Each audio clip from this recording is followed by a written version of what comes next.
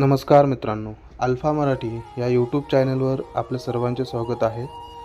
आज कामिका एकादशी आहे। चला या एकादशीचे महत्त्व आणि व्रत समजून घेऊयात। हिंदू धर्मामध्ये एकादशीचे विशेष महत्त्व आहे। आषाढ मासातील कृष्ण पक्षातील या एकादशीला कामिका एकादशी म्हटले जाते।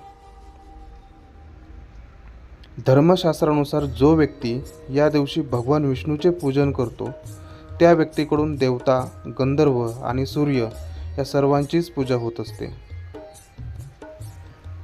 त्यानुसार कामिका एकादशीचे व्रत केल्याने व्यक्तीला मनुष्ययोनी प्राप्त होते। जो व्यक्ती या दिवशी भक्तिपूर्वक भगवान विष्णूला तुळस अर्पण करतो त्याची या संसारातील सर्व पापांमधून मुक्ती होते।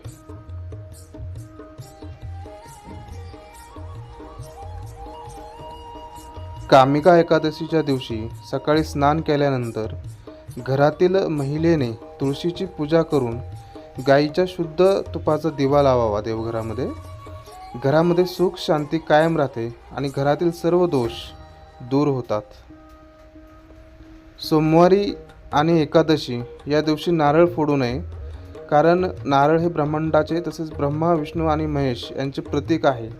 त्या दिवशी नारळ फोडल्यास देवांना मार लागल्याचा दोष हा आपणास लागत असतो।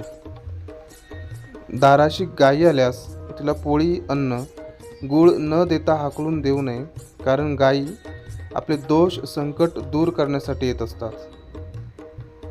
आपले घरातील शिळे अन्न कुत्रे किंवा मुके जनावर यांना जरूर द्यावे। असे केल्याने पंचमहायज्ञ केल्याचे पुण्य आपल्या पदरी पडते।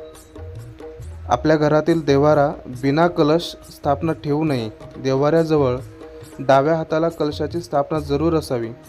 नारळ सोलून कलशावर ठेवावा, त्यास शेंडी ठेवावी, उजव्या बाजूला दीपक ठेवावा।